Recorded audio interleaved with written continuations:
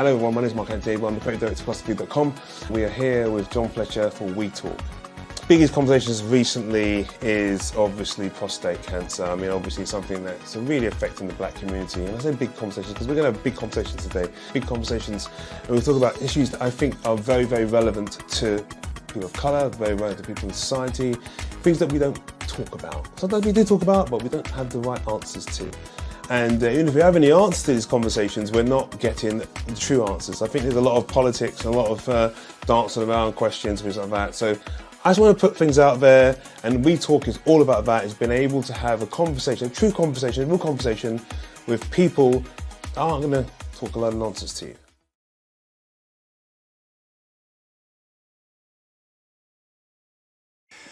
Approximately 8 years ago, a friend of mine was diagnosed with it, and unfortunately, by the time they found out what was happening, it had developed into cancer. And within a year and a half, it had spread throughout his body. Unfortunately, within just over 2 years, he was no longer with us. On that note, I went to see my doctor and I spoke to him about it as well. And because when this happened to my friend, I did some research and I found out that 1 in 4 West Indian men suffer from this. I had a blood test. 1 in 4. 1 in 4. And it turned out that mine, instead of being a normal level of 2, I was actually 12. So it was a godsend that I had it checked. Okay, I had the blood test, I got back the result, and then I went to see the GP after the blood test, and a physical examination was explained to me that would need to be done to ascertain how enlarged my prostate is. Then the taboo came up.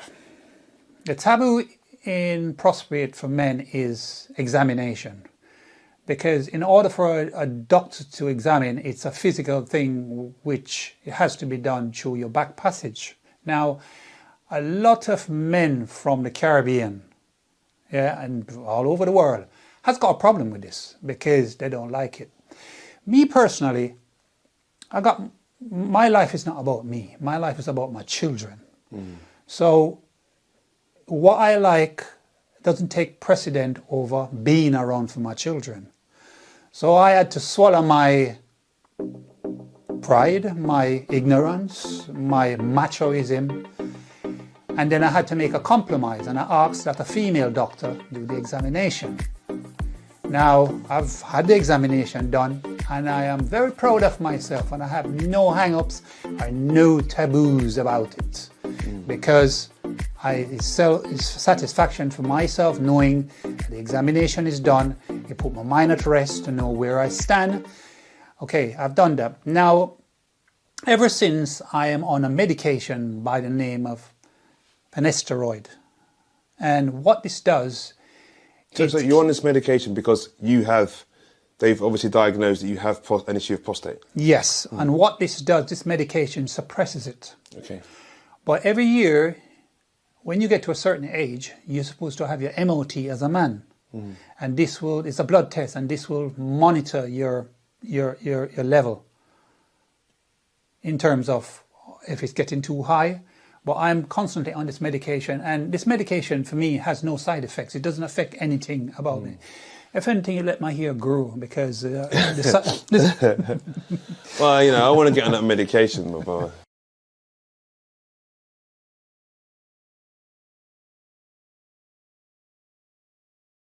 Yeah, so I'm on the medication, and it has no side effects, and I live in my life, and I'm confident knowing that I'm monitoring something that, if not monitored, could turn out to be detrimental to me, could actually cost me my life. And as I said to you, I've got children that I have to be around for, so I have to put aside my ignorance and do what I have to do to get my examination and to put my mind at rest and to be there for my children.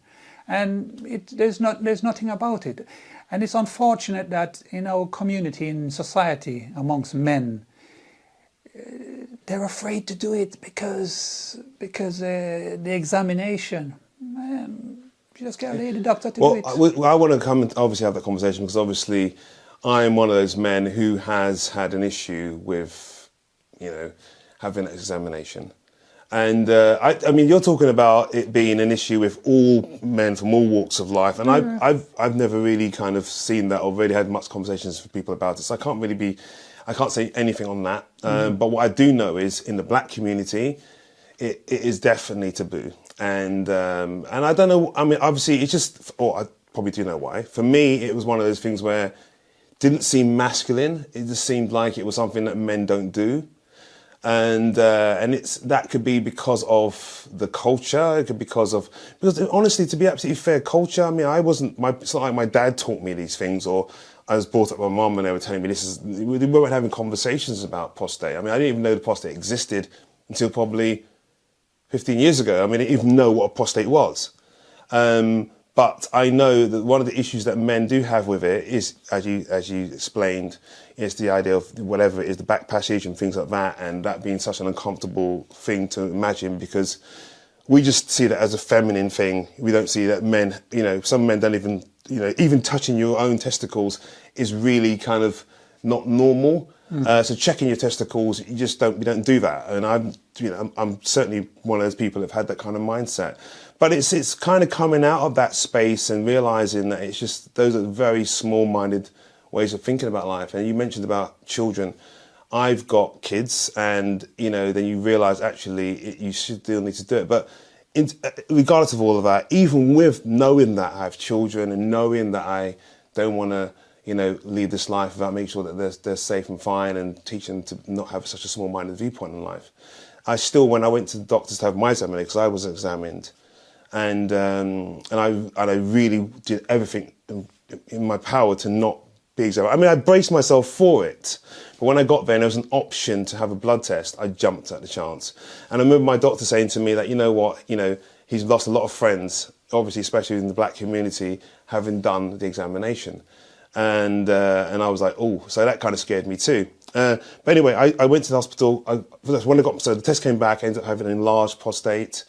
And that was a big concern, a real issue. And I remember sitting inside, I went to hospital and I went to, sit in this room with these cancer patients. And it was kind of very odd being with these cancer patients. And they were talking about, you know, asking me first and foremost, I was like, what cancer do I have? And I was like, I don't have cancer. And I remember these people, I was very sad to see, these, you know, being in that situation with these people who have very different forms of cancer. And then they were explaining to me the worst type of examination you can get for prostate. And it turned out the worst type of examination was through the penis, which I had done. So that was incredibly painful. So the options are either for the back passage or for the, you know, for the penis, which obviously is going to be extremely painful. So, you know, there's a lot of reasons why men do have these issues, but we have to get around that, and especially as we've learned that 6% of prostate cancer cases are happening in the black community. We definitely have to make sure that we approach this with the right frame of mind, as John Fletcher explained. We have to be very adult about it because people are dying. I know people have died of prostate cancer, and there's little you can do. Once it's obviously to that stage develops. Where, yeah, you know, was it stage 3 cancer? Was it stage what? Yeah, you know, once you stage 3. Yeah, once you've reached that stage, it's very difficult for you to change that. So you have to get checked out, and this is why we had this conversation. But anyway, we're going to have to move on to the next thing. Unless you want to add something else? Yeah, what I wanted to add was it's one of those cancers that if monitored, if you take the medication, you didn't have that problem.